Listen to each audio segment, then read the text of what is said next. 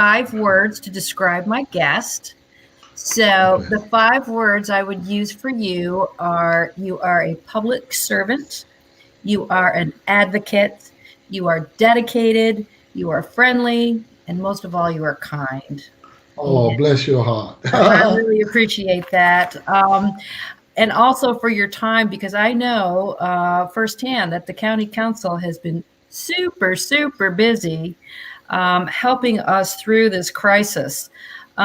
What would you say the county council's main role is in supporting public health right now? Our main role is to ensure that our county exec, as the lead in the county, have all the power and authority she requires from a legislative standpoint and Mm-hmm. by in the legal side of it to ensure that we do what we can to support her in what she's doing from our legislative responsibilities as well as working with our medical team, the various Mm-hmm. hospitals, because the county does set as the Board of Health, and as the Board of Health, we dictate policy and procedures around issues impacting our medical situation in the county. So this pandemic has allowed us to be more active and supporting and working with the county executive and our health officer to ensure we're doing everything we can to mitigate what is occurring in our county. Right. And I know many of us saw Miss Alsobrooks online, and we Yes, know that we're going to have a stay at place order a yes, little bit longer until June 1st. yes. And I know that's always a tough decision, and wondered if you might want to talk about why it's so important. It's important because right now, as your viewers and Prince George's County is leading the state in the number of positive COVID-19 cases, the number of fatalities, as well as the number of individuals we have in the hospital. And as a consequence, we are working with the county exec to ensure that the message get out.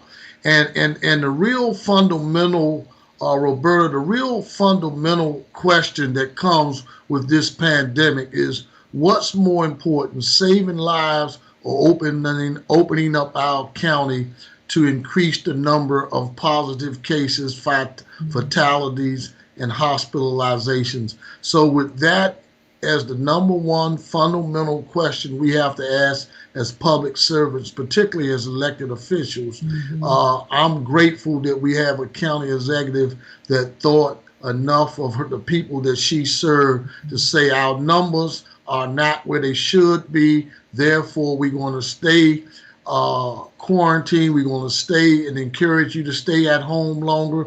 We're going to encourage you to do the things to help take our numbers down. And that is so important because what I respect that this council and this county exec and all our leaders, even individuals like you in your own respective role as one of the leaders of the county, we are saying we're going to look at the medical data, we're going to look at the facts, we're going to listen to our experts, and we're going to put politics and expediency aside to save lives and open our county back up so we all can enjoy the things we did before the pandemic.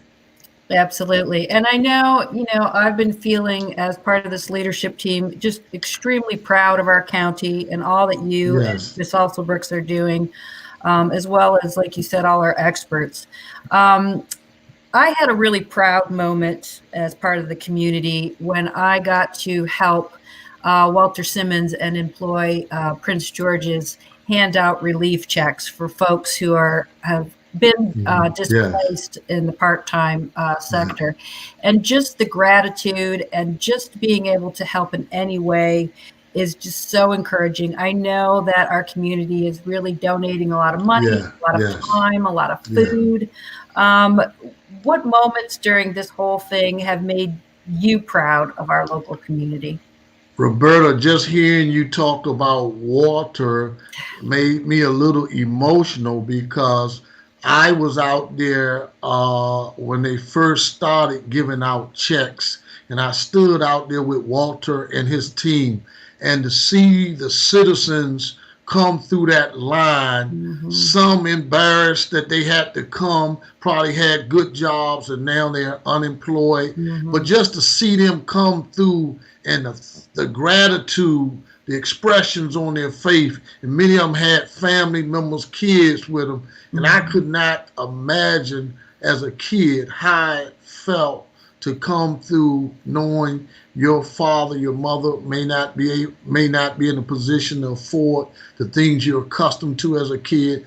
But that was a powerful moment. A powerful moment is going around this county, all close to 500 square miles of it, seeing religious leaders and their congregation handing out food, seeing businesses coming together, helping. And I think one of the proudest moments for me is to see the kind of pouring out that our citizens, businesses, and others have done to show our first line, our first responders, not just our police and fire, going to the hospitals, taking food, and doing things to make the community better. I think as much as this pandemic has created a social distancing, it has also brought us together. I will say this to you, Roberta. This past Saturday, working with G.S. Proctor and Associates, Comcast, Pepco, Patriot Technology, Training Center, and some other nonprofits. We over in Seat Pleasant this past Saturday. We gave away 600 fresh boxes of grocery. We worked with Miller's Farm down in Clinton and other county businesses to do it. I bring that up to you to say, to see the municipal elected officials come out, see council members Mel Franklin and council member Rodney Streeter, and then to see our county exec out there giving out this food. And then we had individuals working with the Christmas in April, because as you may know, Christmas in April, because of the pandemic, could not renovate the 80 homes on their list. And most of them were senior, disadvantaged individuals with handicaps and disabilities.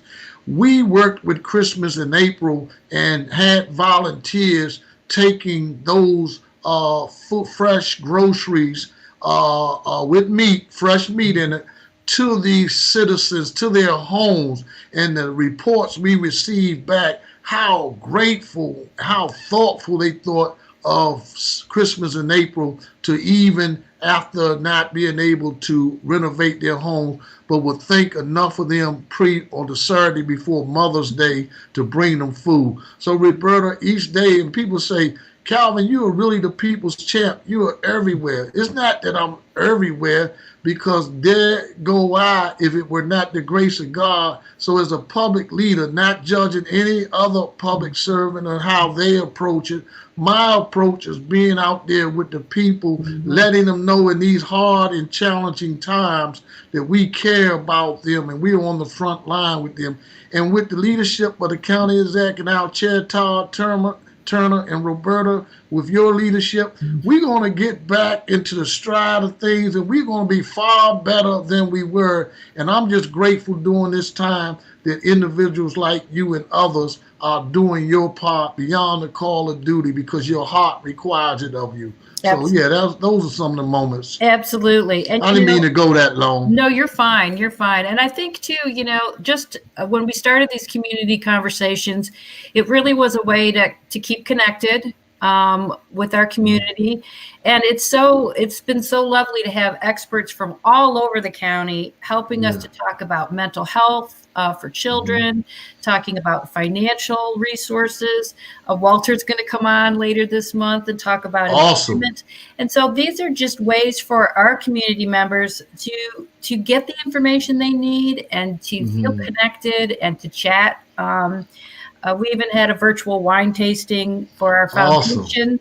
So, I missed it. Yeah, you missed it. Well, hopefully we'll do it live sometime in the future. Yeah. But there's so many agencies doing so much, and we as the library are planning a very slow phased reopen, which I'm sure the county is doing. Yeah. Yes. And we're making sure that we are following your guidelines. Yes. One of the things that people can do at home, which is so important, is to fill out the census. Yes. And I see Yes. your census sign behind you. So can you talk about the importance of that again? Simply, with each person taking less than 5 minutes to fill out their census, we add $18,250 to our coffers. Each individual that does that. Prince George's County has one of the biggest populations in the state of Maryland, and yet we have the lowest. Last 10 years, we were the lowest when it came to filling out our census. So it's a responsibility for each and every one of us to get individuals to fill out their census. I was over in Kentland, and some young guys said to me, Brother Hawkins, you always talking that stuff. Why? I'm not working. Why should I fill out the census? It ain't helping me. I said, let me say this to you. You should fill it out, one, because you're standing on the shoulders of those who sacrificed and made a difference for you to have the opportunity to tell me why, ask me the question why. And then I said, you're filling it out for untold generations. And then you have a chance to fill it out if you have kids, sisters, brothers, parents in the community you live in, to make it better. That's why you fill out the census. This is a one in a 10-year opportunity to do something that's going to make your community better, and all it requires of you is less than 5 minutes to sit down and fill it out. We all rise together filling out the census, and everywhere we go, we're talking about it. We got to increase those numbers, and this pandemic is a primary example of, if we had filled out our census, we will have more medical resources. We'll have other things that we need as a result of our count. And so I encourage everyone to do it simply because it's going to make our county better. And each and every one of us will have an opportunity to benefit from you filling out the census. Absolutely. And also, just to remind people that children are very much undercounted, 0 to 5 especially. So make sure you count your kids, because they're also part of this effort. And the census enables us to get more money for services and for infrastructure and for libraries and for hospitals, all the things that we count on. So it's really something, like you said, it's safe, it's simple, and I believe you can even call too to fill out your census. So make sure we do that. So the library has done some work on creating a small business suite on our website for access to help. Is there other things that the county is doing to help small businesses?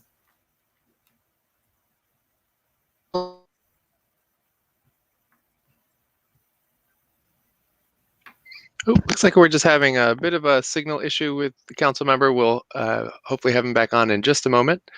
And in the meantime, we're going to share the link for the Small Business Resources page in the chat for you all to check out. Thank you. Appreciate that, Nick.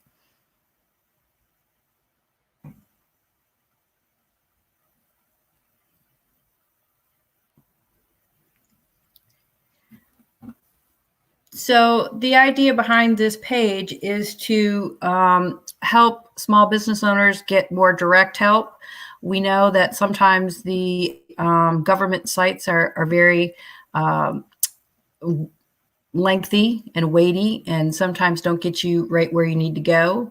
But if Nick would scroll down, you can see that we have some videos, we have library resources, temporary resources. There are relief funds for small businesses, for nonprofits.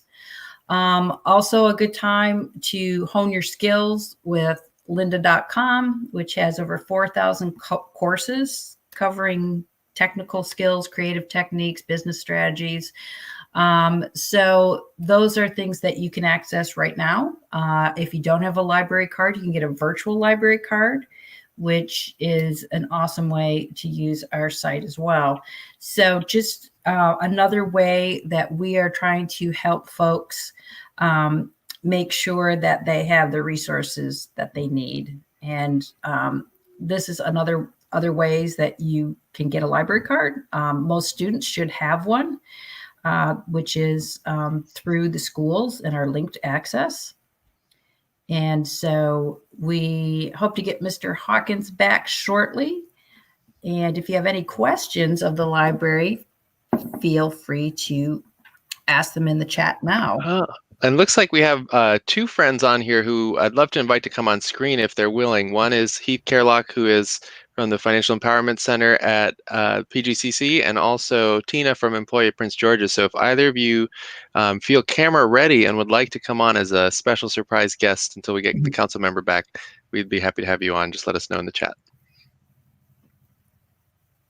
Yeah, so that, and I mentioned, I was so proud to be with Tina when we were handing out those relief efforts to part-time employees in Prince George's County, and that was done at the Laurel Library. I'm sure they have, we'll have another one scheduled. I remember something happening in Hyattsville shortly.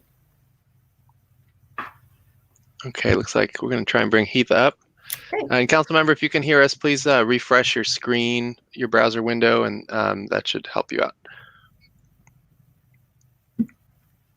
Great, thanks, Tina.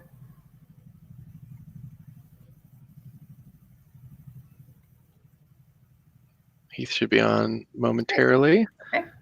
Hey, Heath. Hey guys, how are you? Good, how are you? Special guest star.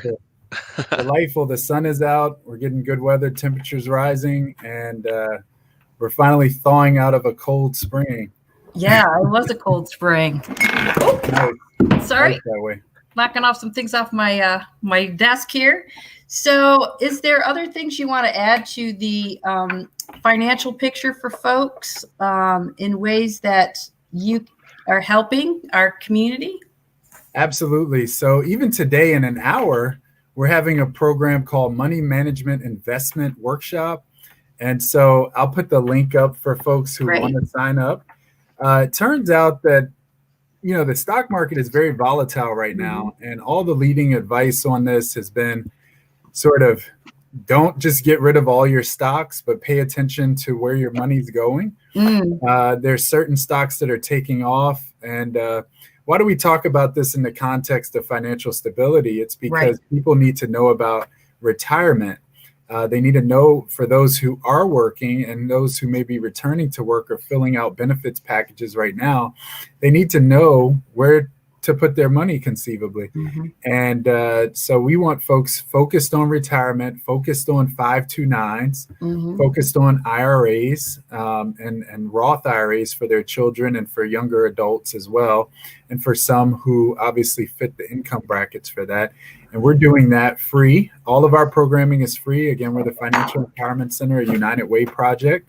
We're based at Prince George's Community College. We seek to improve credit, increase savings, reduce debt, and increase the use of financial products that put people on a path to financial stability and wealth building. And so, we've moved to a virtual format, and we have something every day called the Virtual Empowerment Hour, all 5 days of the work week. And on Saturdays, even, we do something called the 19 Financial Victories to Have During the COVID-19 Crisis. So thank you all so much for doing this. I'll tell you one thing I learned over the last week, which is brilliant. Maryland has a state budget that is really significant. And I learned how that budget breaks down and what's going on. So I'll just share this in brief. This is the 30-second version.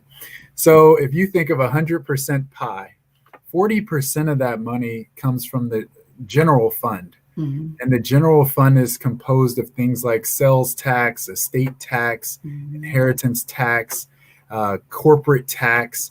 And so the general fund is a really important pool of money for the state. 30% or so of the Maryland budget comes from the federal government. And that's very important because that comes in the form of Medicaid and other grant programs from the federal government, whether agriculture department and things like that. Chicken and poultry actually are the #1 meat product produced in the state of Maryland. And then the third bracket of money for the Maryland budget comes from a special fund. So special funds are things like higher education, special fund are things like transportation, special fund are things like, if you think about the parks and recreation. So that money is all from special fund. Now, how is this connected to personal finance? Well, because of what COVID has done in counties like Prince George's, where there's over, and Tina can put the live number in maybe, but there's over, last I heard, over 40,000 unemployed people in our county, unemployed neighbors and our fellow citizens. And why is that important? Because of personal income tax.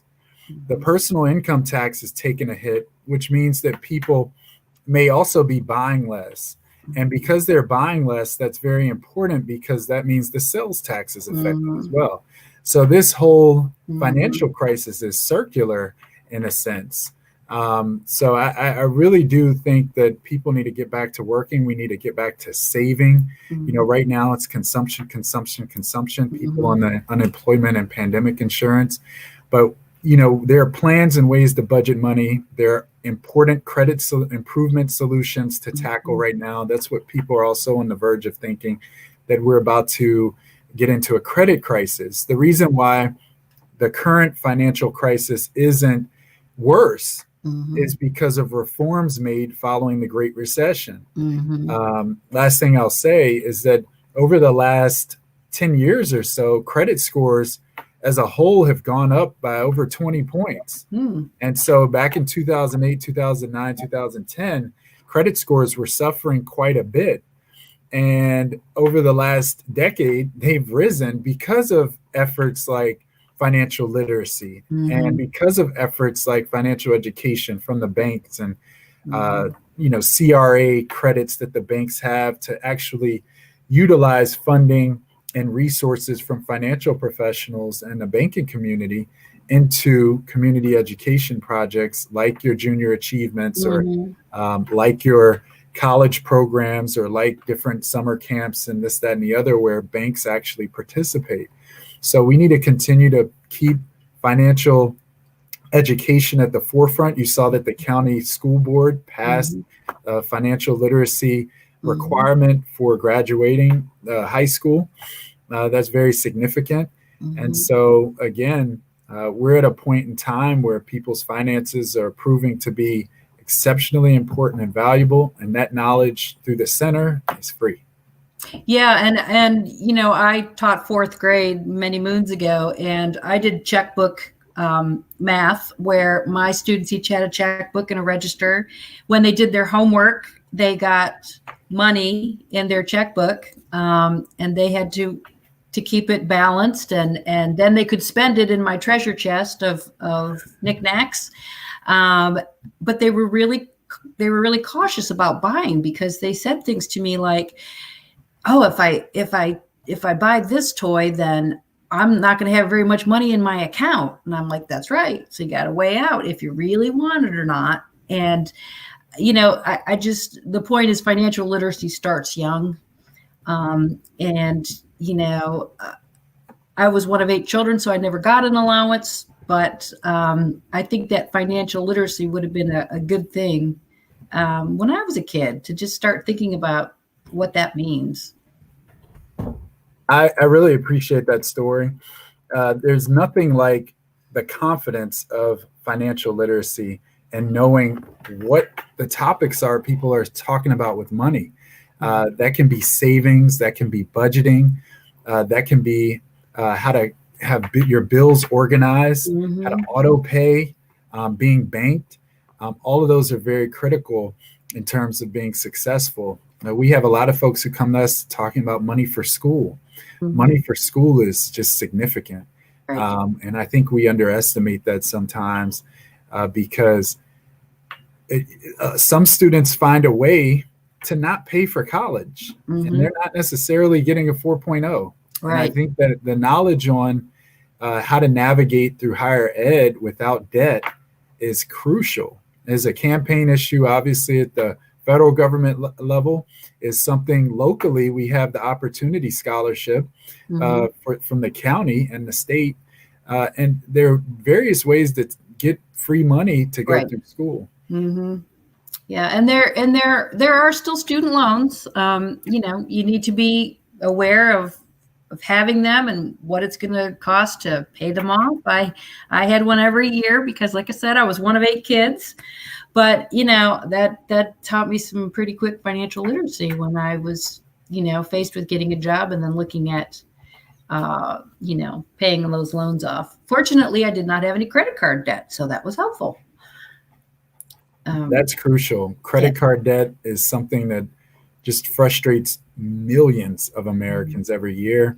We know that there was a stat that was thrown around that was kind of miscommunicated throughout the previous decade, and that was that 40% of Americans cannot afford a $400 emergency. That was kind of debunked. I think it was a misquote from a Federal Reserve report out of the Federal Bank of Boston.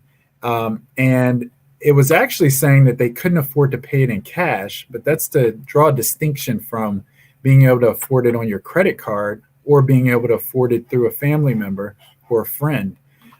So cash is very important right now, but we've seen a study come out recently saying that $250 is something that 40% of folks on this particular financial survey said due to COVID-19, they did not have $250 in cash to pay for an emergency.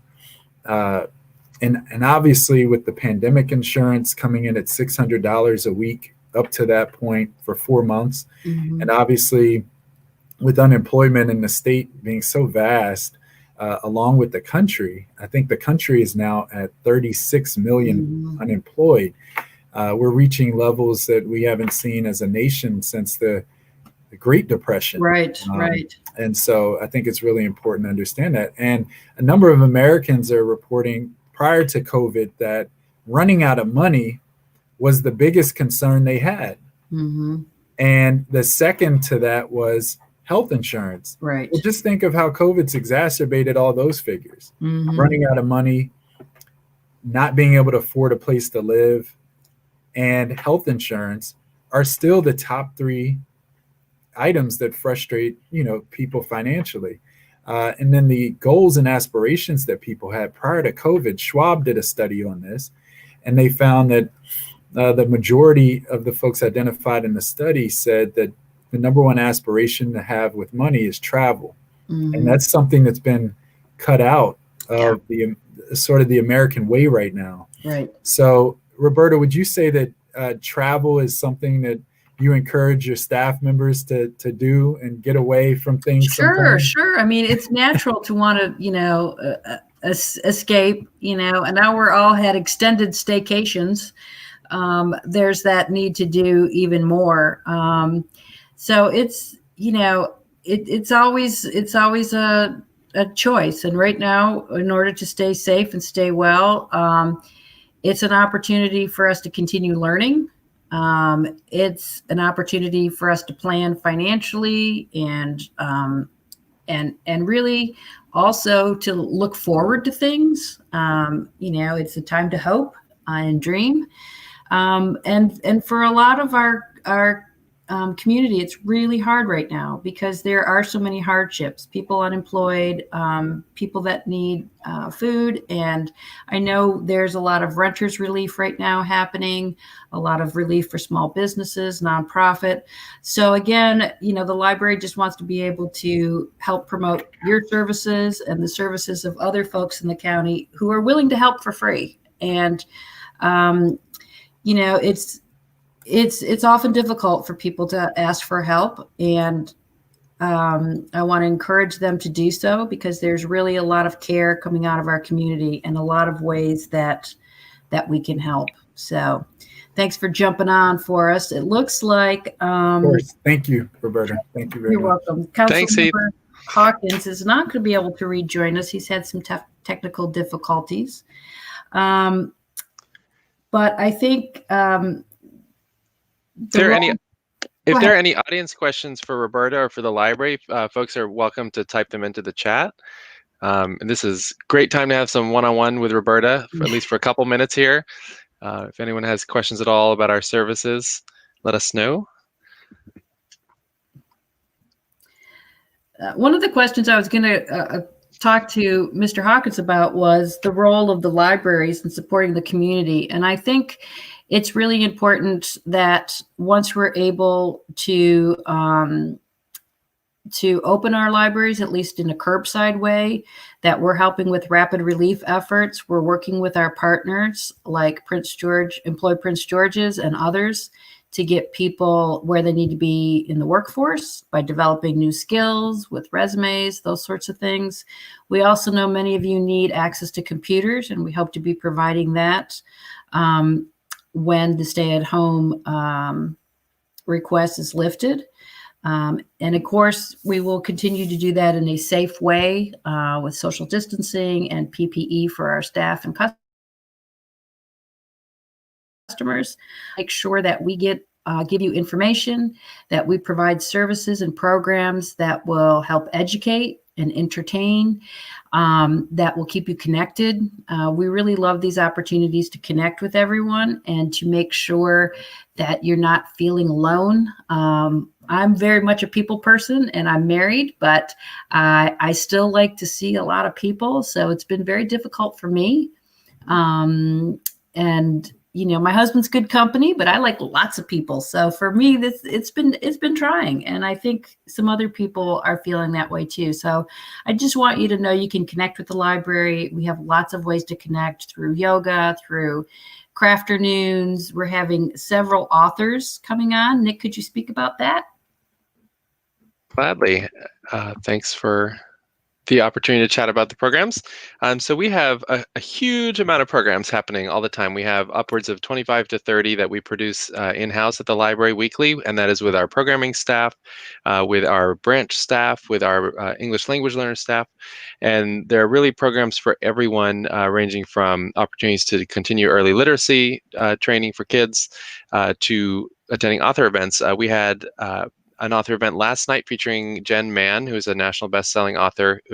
Comedy started off as a mom blogger, but turned into a great thinker around just how to use comedy to get through life, which is something that we all need and use. Tonight, we have a wonderful author coming on who is a professor at Shenandoah University. Her name is Kristen Marie Taylor, and her book is called Labor Pains, and it deals with the role of African-American culture and labor relations in the South in particular, and how that has had an impact on American history. So that's going to be really exciting. That's being presented in partnership with the Prince George's County Human Relations Commission, which is one of our wonderful partners. So you can come back at 7 p.m. tonight. We also have another very special author event lined up for June for Pride Month, and that is featuring another best-selling author, R. Eric Thomas, who wrote Here for It. Eric Thomas, if you know the moniker of Auntie Maxine for Maxine Waters, he is the one who coined that in his work as a writer for various magazines, and this is his debut book. It's had a lot of great acclaim.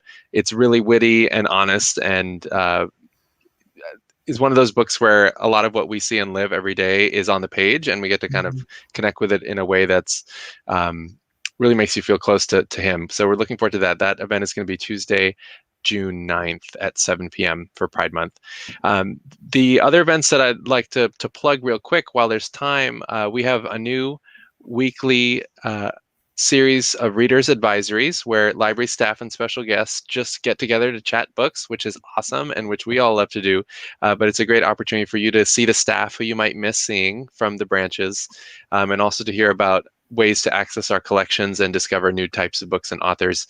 Tonight we have a reader's advisory on young adult books, and our colleagues Kelsey and Heather and I believe Rachel Troyanos are on that one. I'm 99% sure that those are the three.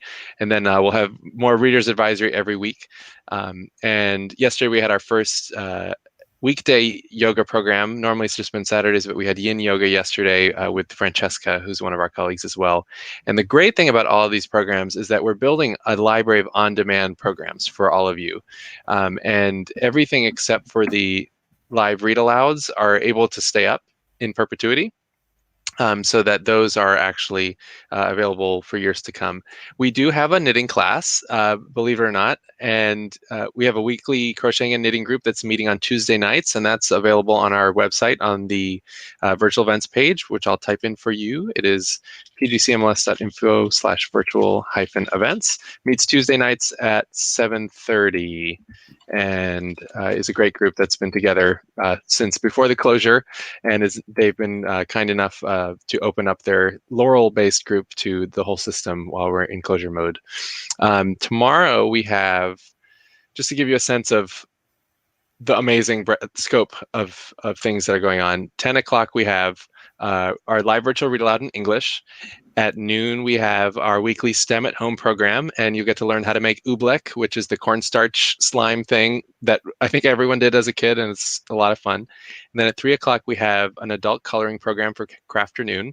Then at 4 o'clock, we have a creative planner program with London and Shannon, talking about how to kind of add some pizzazz into your weekly and monthly calendar planning.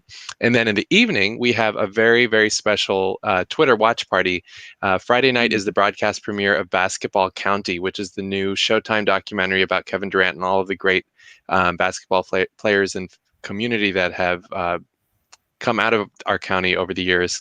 It's a really exciting moment for our county to shine on a national level and to remind everyone how this is a really important community that nurtures its citizens to reach for their goals no matter the circumstance, and that we all really take care of each other and create the opportunities that are necessary to kind of reach for the stars and actually achieve, and then come back and kind of do full circle and support the community like Kevin Durant has in a very big way.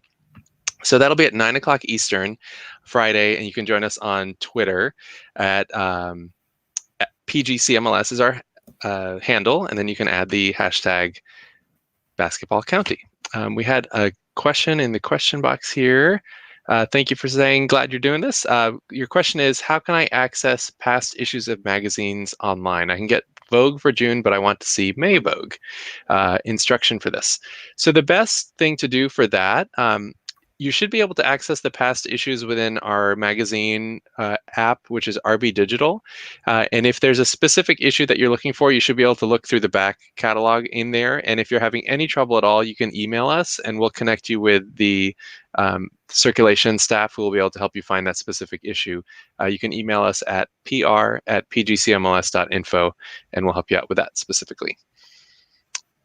Okay, I know that was a lot. I can ramble. I'm the spokesperson. I can kind of, I can speak about this for 24/7. So yes, as you can see, our staff has been busy and excited, and they all want to contribute. Our branch staff is coming back in full force, and they can't wait to see you. So please join as many events as you would like. And I just want to thank you for being here. Thank you, Nick, and just remind everybody to stay at home and be well. And be kind.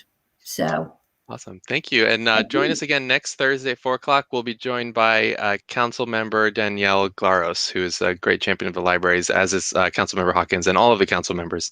We're really lucky to have all of them in our corner in this community, as is not the case everywhere that happens. So we're very, very lucky. Thank you all. Thank you.